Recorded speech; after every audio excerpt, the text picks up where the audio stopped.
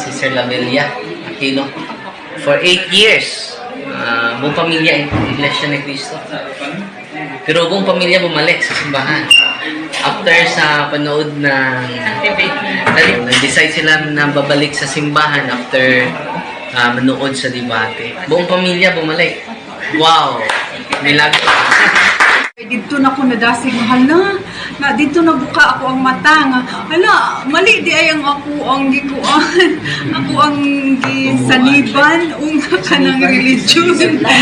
Kung Iglesia ni Cristo sa Pisco, Manila ko na ismuhan. Kung anak, nahandog na ko sa templo, sa Commonwealth. Kasi ang kauli namin sa Davao, Iglesia yung pungkod rin. Pag-abot ko tulo ka tuig, napindutan mo na ko ito Gitsumba nga. Debate, Father Gitgado versus Ramil Parba, National Debate. Ako, Iglesia po ito. Proud kay ko, kini, gwapo ni. Ako ang debater, si Ramil Parba. Sa diyang, dahil paminaw yun ako, tama, tis Father, lalang mamati yun ka, ilang ka maminaw. Sa pamati, ako itugi na ay mali. Pero karon nga nabalik na ko. Kuha na ko ni simba sa iglesia, giadtog balay, naman yun na sila sa dili na kamo simba. Bisitaon na kanila sa panimalay. Okay. Ilang pamilya na yung iba'y mga dating Katoliko na payakap sa Iglesia ni Cristong Tatag ni Felix Manalo sa akalang totoo. Pero, matapos nasaksihan nila at nakita ang katotohanan, iniwan nila agad ang sikta na tatag lamang ng tao. Di lang yan, isa pang baptist mga kapatid. No? Dahil, kung mapansin ninyo sa mahaba ng pagkakataon, yung mga aklat Katoliko, ginagamit nila, pinagchap-chap nila, pinagputol-putol nila, at gustong ipalitaw kung si Parba pa na dahil si San Ignacio ang unang gumamit sa Iglesia Katolika, therefore, si San Ignacio ang founder. Matod sa ilang libro, kinsay giimbento sa pangalang Katolika. Usbon ko. Yeah? It was first used by Saint Ignatius. Catholic is the ancient name by which the Church of Christ has been known for 19th centuries. It was first used by Saint Ignatius, Bishop of Antioch in Syria. Pagkatapos, the church founded by Christ is here for the first time called the Catholic Church. Paano ngayon magiging si San Ignacio ang founder sa Iglesia Katolika? Nabasa nila, nasa pasugo pa nila. Anong sabi? The church founded by Christ is here for the first time called the Catholic Church. Di ba nila naunawaan yan?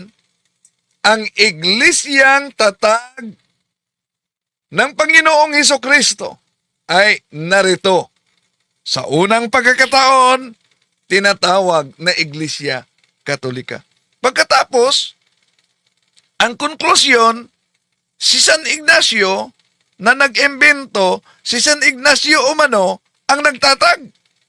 Kaya, buti na lang na itong mga kapatid natin na sa mahabang panahon nadala sa INC.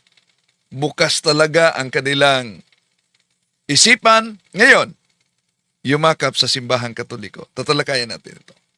Kasi umalingan, pag palaging inulit-ulit ay magmukha talaga ang katotohanan para sa ating mga kapatid na kulang ang kaalaman. Ang pagkadaya ay maranasan sa iba't ibang paraan.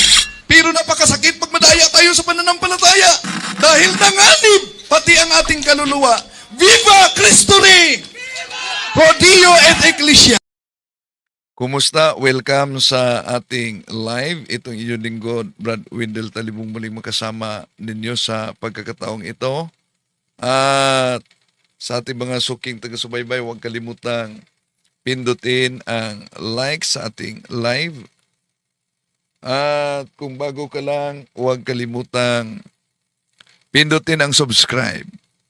At ang bell button, mag-comment at i-share ninyo para marami pa ang maliwanagan, mabuksan ang isipan, lalo na sa mga naghahanap ng katotohanan. Hello kay Sis Mig Silva, si Maria Abapo, diyan sa Talisay City, Cebu. Sa mga sumusubaybay sa ating live streaming, si Militona Insao, si Reynaldo Tolero, at sa lahat ng mga sumusubaybay. Okay, di na natin pa tatagalin pa mga kapatid. Sa pagkakataong ito, pakinggan natin itong dati silang Katoliko, pero nadala sa Iglesia ni Cristo na tatag ni Felix Manalo. Hello kay Sis Marisa Macahilos, si Sis Erlinda Lapay, watching from Taguig, si Saint Oscar Romero. Okay. Ito mga kapatid, ang umanib sa INC, pero nabuksan talaga ang kanilang isipan na yun palang inaniba nila sa akala nilang totoo na kay Kristo. Pero matapos nila makita ang friendly discussion kaugnay sa simbahang Katoliko at sa Iglesia ni Kristong kay Manalo, nabuksan talaga nila ang isipan. Si Hernani Agunya, ikan ko sa Katoliko na yung Iglesia ni Cristo. Tulo ka tuig kung Iglesia ni Cristo sa Pisco, Manila. Bago lang pala, no? Dahil 3 taon siya naging Iglesia ni Cristo sa Maynila. Ko na ismuhan. Ang anak, nahandog na ko sa templo. Ang kaniyang anak, ating ililiwat ito sa Tagalog, dahil Cebuano, nahandog niya sa templo sa iglesia. Sa Commonwealth.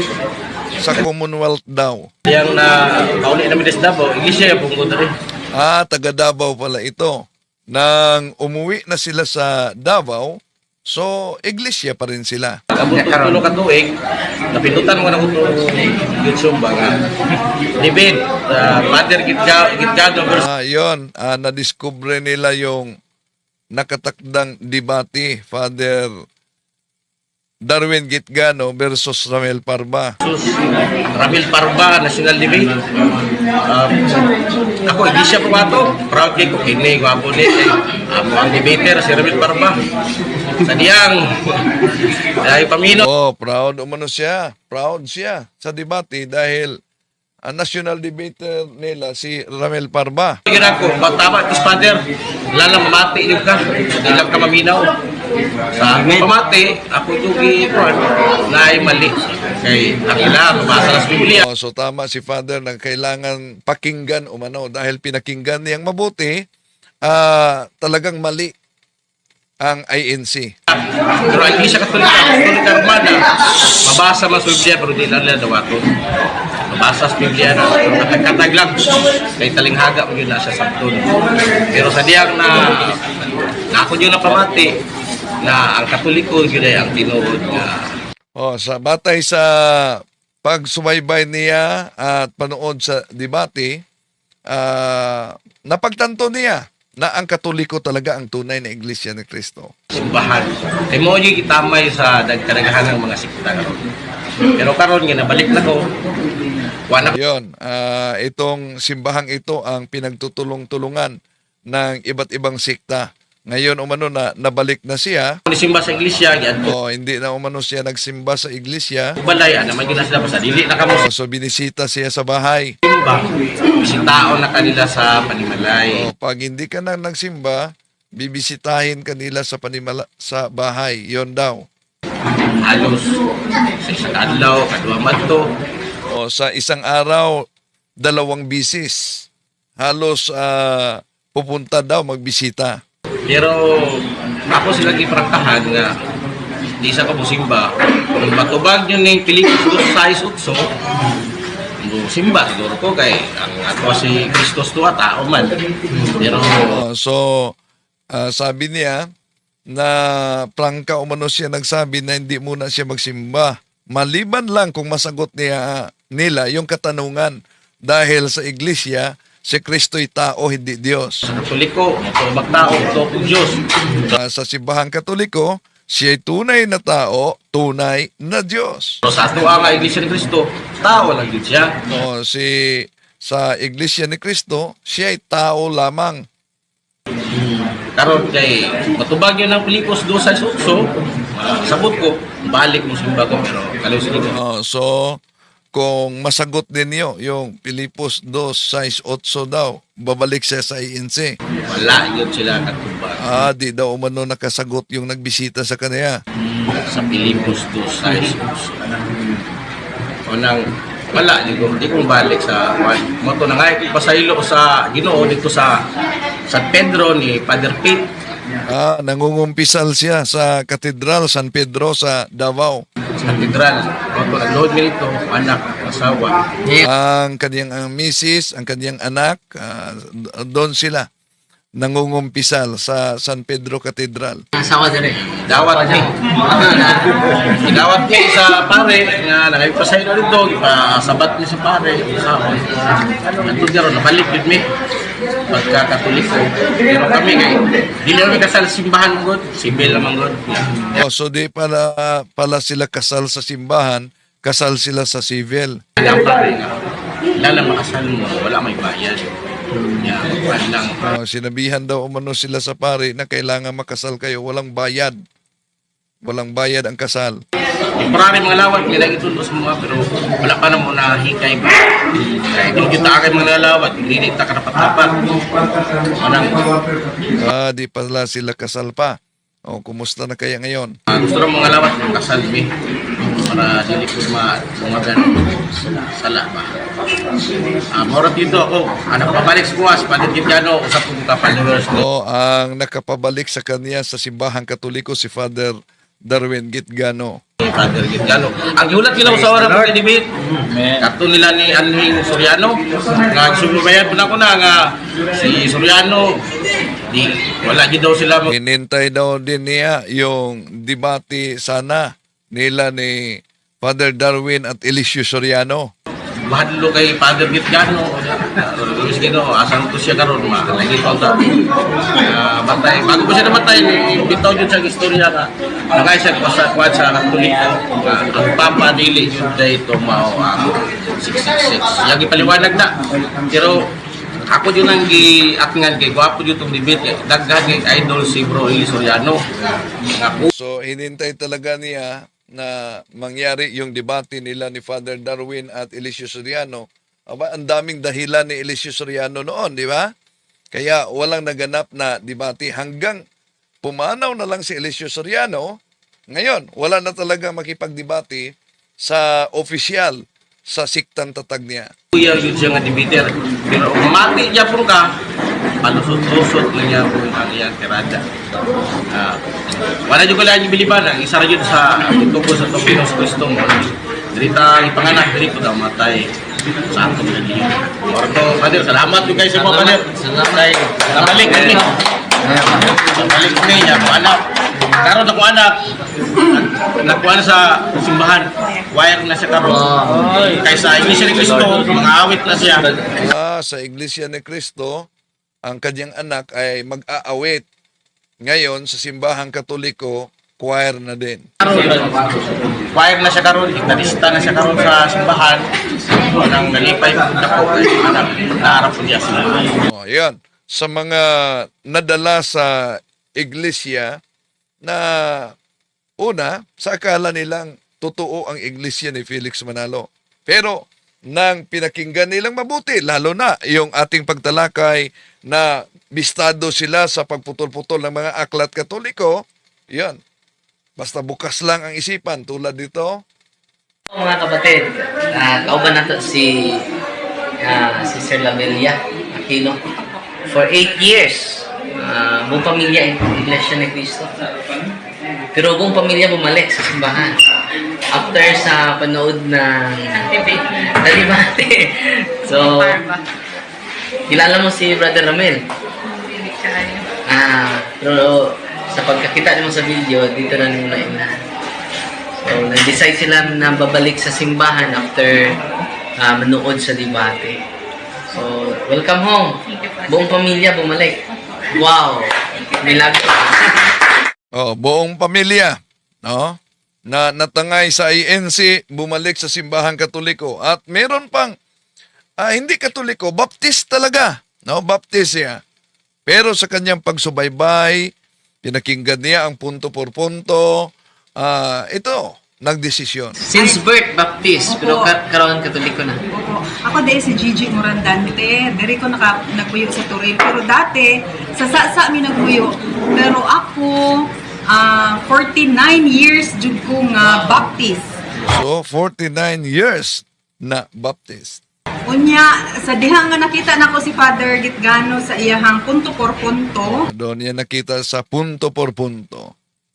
Kami sa ako ang mister, dito na ko nadasig nga hala, na dito na buka ako ang mata nga, hala, mali di ay ang ako ang gikuan, ako ang gisaniban, unga ka ng religion. Yun. Nood siya sa punto por punto. Doon nabuksan ang kanyang isipan na mali pala yung inaniban niya na sikta. Akong nasaniban, kaya nasaniban, yun noon ko. Mo, itong nakita na ko si Father Gitgano, sige na nako siya subaybayan, kaya subaybayan na nako siya. God bless kaayo kay ka na, daghan, jud natunan sa iya ha. Umoto nga, nakadecide ko nga, magpa-baptize, unya, nagpa-confirmation. So nagdesisyon talaga siya na magpabinyag sa simbahang Katoliko, no? Basta bukas lang ang isipan, mga kapatid, at naghanap talaga ng katotohanan. Nagpakasalmi, hangyo ginawa mo si Father Gitgano. So nagpakonfirma pa siya, nagpakasal pa sila, no? Ilay nga kanang oo, nga kanang magpakasalmi kay kanang sa baptism gud mi nakasal.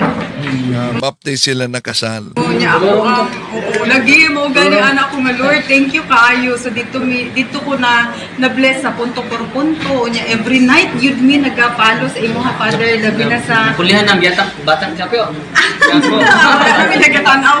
Diha na gyud mi sa punto por punto nagatanaw. So palagi silang nagsubaybay sa punto por punto na kung sa INC pa, pundo por pundo daw. Dahil di ka makapag-comment ayon sa The Revealers, sila na rin ang nag-reveal sa kanilang deception. Di ba? Balikan natin mamaya.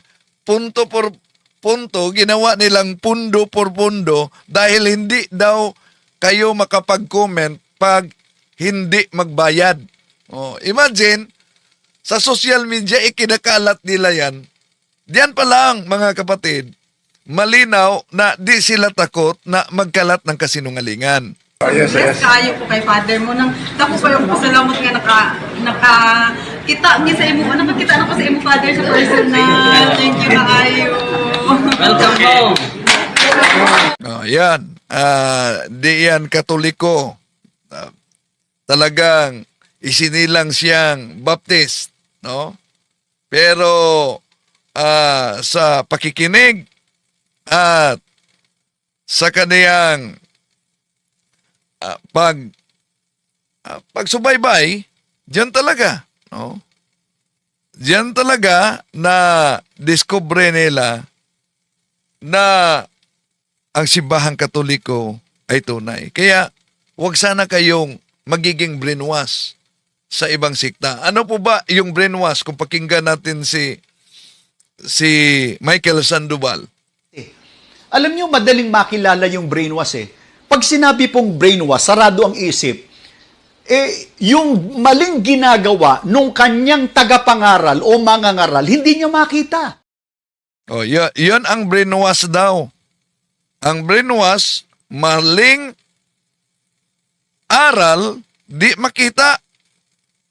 Kaya, huwag kayong brainwash. Oh. Dahil, grabe ang mga atake nila, no? At imagine, gumagamit na sila ng personal na atake. Balikan na muna natin yung Tagada Revealers. Ginamit namin yung ChatGPT dahil si Jando para sa Katoliko sa punto por punto para pair ChatGPT. Pero kung ChatGPT ang pag-uusapan, ginawa lang yun para patunayan maging ang ChatGPT hindi sang-ayon sa iyong sinasabi. Nililinaw ko lang sa pahagi ng ChatGPT. Sabi ko nga kasi, huwag mong gawing libangan yung pagiging engot. At huwag mong tapakan yung iyong comprehension, yung pagiging makitid ng utak, Wendell Talibong. Huwag mo kaming paratangan na para bang batayan namin ng ChatGPT sa stand namin. Oh, yan. Kaya parang ramdam na talagang nainis na itong Tagada Revealer, mga kapatid, dahil sa nagsasuwaga nilang pahayag. Ano po ba ang sabi ni Sandoval kaugnay sa mga nangangatake personal? Pag nakakita po kayo ng isang mali, isa lang, layas na. Yan, ano ginagawa? Binabas nila ng katakot-takot. Inaatake ng personal yung pagkatao na kung ano-ano. Yan ang ginagawa. Oh, yan. Sino ang gumagawa niyan? Imagine, bakit? Nadiskubre kasi natin, mga kapatid, yung mga pamumutol nila sa mga aklat Katoliko. Yung mga pamumutol sa aklat Katoliko. At dahil na-discover yan, yun, tinawag na ako nilang matandang dragon daw at ingot. O si Ninita Cadiog, hello, si Michael TV, iba talaga pagpare. Oh yes, ang haharap sa debate. O, balikan natin. Ito, di ba halata ang kanilang ginagawa? Halatang halata talaga. Kaya sa ating paglantad dito, mga kapatid, yan, daming mga nagising sa katotohanan. Bakit? Halimbawa, ginagamit nila para lang, imagine, aklat Katoliko, ang ginamit nilang kapital para paniwalaan na batay sa aklat Katoliko, ang iglesyang tatag ni Felix Manalo ay, pinatunayan. Anong aklat? Fundamentals of Catholic Dogma. Oh. At daming mga nadali dito na mga mahihina ang walang alam sa pananampalatayang Katoliko. Nadali sa maling akala dahil lang nabasa ang Church of Christ, abay, nagiging squatter na. Ito, Ang babasahin namin sa inyo isang aklat ng Iglesia Katolika. Ang pamagat nito ay Fundamentals of Catholic Dogma. Ang sumulat nito ay nagngangalang si Dr. Ludwig Ott sa page 274 tungkol sa Mateo 16:18. Si San Cipriano ay nagsasalita tungkol sa pagtatayo ni Kristo ng Iglesia ni Kristo at pinanganlan ng Iglesia na Iglesia ni Kristo. Yan po ang patutuon ng sumulat ng aklat. Ang Panginoon Kristo ay nagtayo ng Iglesia at ang sabi po niya, pinangalanan nito na Iglesia ni Kristo. yan. Hello kay Ka Burnok. Huwag niyong kalimutan mag-subscribe kay Ka Burnok, Fackbusters PH. No? Imagine, balikan natin ang aklat na Fundamentals of Catholic Dogma. Ito ang binasa dahil may mabasang Church of Christ. At matagal na nila itong ginagamit. In regard to Matthew chapter 16 verse 18, Saint Cyprian speaks of the building of the church by Christ and designate the church of Christ.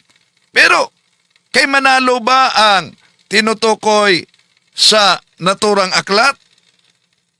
Kaya, sasabihin nila, o tingnan nyo mga kapatid, kahit authority ng simbahang Katoliko, pinatunayan na ang iglesyang itinatag ng ating Panginoon Jesucristo, walang iba sa Fundamentals of Catholic Dogma.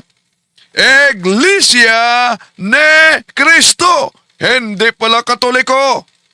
Pero, ito ang mabasa sa Fundamentals of Catholic Dogma, mga kapatid. 270. To describe this true Church of Christ, which is the Holy Catholic Apostolic Roman Church, there is no name more noble, none more excellent, none more divine than the expression, the mystical body of Christ. See? At nakatangay talaga yan ng mga inosente. Kaya sa paulit-ulit nila ng paggamit sa kanilang telebisyon, sa kanilang pasugo magasin, yon nilantad natin at yun ang dahilan na dami ng mga kapatid natin na nagsubaybay at sa kanilang pagsubaybay, yon niyakap talaga at nabuksan ang kanilang isipan, niyakap ang tunay na iglesia ni Kristo. Walang iba kundi ang iglesia Apostolika Katolika Romana. Imagine kung wala kayong aklat tulad dito, mapauo talaga kayo. Bakit? Ganito sila sa kanilang modus operandi. Maliban na ginamit nila ang mga aklat Katoliko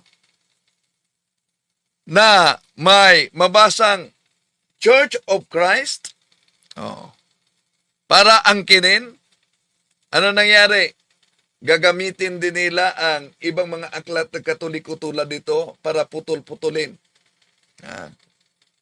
Para putol-putulin, halimbawa, sa aklat na ito mga kapatid, ang Iglesia ni Cristo at Iglesia ni Cristo at iba't ibang siktang protestante. Dito po sa aklat na pinakilala na namin kanina, sa aklat na ito, ang Iglesia ni Cristo, iba't ibang sekta protestante, sinulat po ng isang pare sa pahina 83, ang pananalitang misa ay hindi matatagpuan sa Biblia. Yan pa naman ang pinaka pagsamba nila, yung kanilang misa. Yung palang pananalitang misa, ano pong inamin nila? Wala sa Biblia. Sa mga hindi na naman aral ng Biblia yan. So, ang misa, ayon daw sa aklat na ito, wala sa Biblia. Pero, ito kasi ang kanilang ginagamit, mga kapatid. Ang pananalitang misa, yon ang pagbasa nila, ay hindi matatagpuan sa Biblia. Pero alam nyo ba kung paano ito dinaya, mga kapatid? Kaya sa mga nagsubaybay na matalino, yon ang dahilan kung bakit iniwan nila ang siktang akala nila tunay. Dahil ganito sila nagdaya, ginamit nila pahina 83. Simulan muna natin sa 82 para malaman natin ano ang konteksto. Ito kasi ang konteksto diyan sa binasa nila. Ngayon, kung inyong itatanong, bakit Latin ang ginagamit? Ang Iglesia Katolika lamang ang makakasagot sa tanong na ito. Ang Iglesia Katolika o kaya'y laganap sa buong mundo at sa lahat ng bansa. Kaya't kaniyang ginagamit ang isang wika na maaring malaman ng lahat ng pare ng maging anumang bansa. Ang iglesyang itinatag ng ating Panginoong Hesukristo ay ukol sa buong mundo. Hindi isang maliit na sulok lamang ng Pilipinas. Pero tandaan ninyo sa paragraph 1, eto, ayon kay Manalo. So, ang tinalakay ng pare dito ay ang argumento nila ni Felix Manalo. Kaya, kung ituloy natin ang pagbasa sa paragraph 4 na ginamit ng mga ngaral sa The Revealers ng Iglesia ni Cristo, dito sila kumuha para patunayan na inamin daw ng authority. Ito, sinabi rin nila na ang misa ay hindi matatagpuan sa Biblia. Yun, doon ano ang konteksto dito? Pahayag ito na sinipi ni Father Juan Trinidad sa mga ngaral sa INC. Imagine paano nila pinutol. Doon lang sila ang misa ay hindi matatagpuan sa Biblia. Ito'y hindi totoo. May karugtong pala. Ito'y hindi totoo na ang pananalitang misa ay hindi matatagpuan sa Biblia. Ngunit, ang katunayan ng mahal na misa ay natatagpuan. Napansin ninyo mga kapatid kung paano itong mga nasa ibang pananampalataya, lalo na sa INC, gumagamit ng ganitong modus, no? Sa pangangatake sa simbahang Katoliko. Kaya, nilinaw natin at yan, nagpakalat pa sila ng mga iba't ibang kasinungalingan. Bakit? Imagine, siguro naubusan na sila sa pagsagot dahil lalantad natin. Sinabi nila na para mag-comment ka sa program ng punto por punto, ay kailangan kang magbayad. O kayo, na mga nanood, palaging nag-comment sa punto por punto, nagbayad ba kayo? Imagine, di ba sila natakot na ikalat itong uring kasinungalingan? Muli po nating sasagutin si Wendell Talibong, isa po sa matandang dragon sa punto por punto, na ngayon po ay tatawagin nating pondo por pondo, sapagkat sa bawat gawa niya ng content yan po sa kanilang punto por punto ay naglalaman po na ikaw ay makapagko-comment kung ikaw po ay nakapag-subscribe at ito po ay may bayad. See? Para ka makapag-comment, kailangan ka mag-subscribe. At ito po ay may bayad. di talaga sila takot sa pagpakalat ng kasinungalingan. Di ba? Kailan ba nangyari na pag mag-subscribe ka, may bayad? Mag-comment ka, may bayad? Di ba sila mismo ang nalulubog sa sarili nilang kasinungalingan? Oh. At namimersonal. Bakit namimersonal sila? Dahil nadiskubre sila sa paggamit nila sa ChatGPT. Oh. Kaya personal attack ang tira at banat nila. Ad hominem na. Oh. Ginamit namin yung ChatGPT dahil si Jando para sa Katoliko sa punto por punto para per ChatGPT. Pero kung ChatGPT ang pag-uusapan, ginawa lang yon para patunayan maging ang ChatGPT hindi sang-ayon sa iyong sinasabi. Nililinaw ko lang sa pahagi ng ChatGPT. Sabi ko nga kasi, huwag mong gawing libangan yung pagiging engot. At huwag mong tapakan yung iyong comprehension, yung pagiging makitid ng utak, Wendell Talibong. Huwag mo kaming paratangan na para bang batayan namin ng ChatGPT sa stand namin. O, yan. Namimersonal na. Bakit? Nagsusuwagan kasi ang pahayag dito, mga kapatid. No? Ano ba ang nagsusuwagan na pahayag? Para sa kanila, yung ChatGPT, galing sa kanila. Credible daw. May sagot ulit si ChatGPT na credible source ng pagsagot nila dyan sa punto por punto eh. Teka muna, anuhin muna natin si Jando. Si Jando muna. Oh, so, credible. Ngayon, ginamit din natin, sila ang nagamit sa ChatGPT at sinabi nilang credible. Oh, nang ginamit natin ang ChatGPT, sino ang nagtatag sa Iglesia ni Cristo 1914? Sino ang napasubo? Dahil lilitaw diyan na si Felix Manalo 1914 ang nagtatag sa INC. Okay.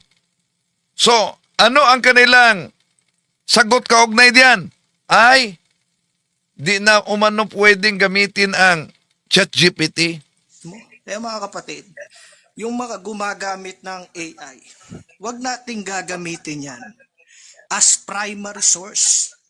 Hindi yan ang saligan ng ating pananampalataya. Ayan. Hindi nasaligan ang sa pananampalataya nila. Bakit? Nadiskubre sila kung gamitin yung ChatGPT. No? Kaya mga kapatid, ating sinagot talaga itong mga paggamit nila sa mga aklat Katoliko. No? At yung pagputol-putol nila, imagine, ito lang ang Iglesia ni Cristo at iba't ibang sikta. Inamin ng otoridad Katoliko daw na ano?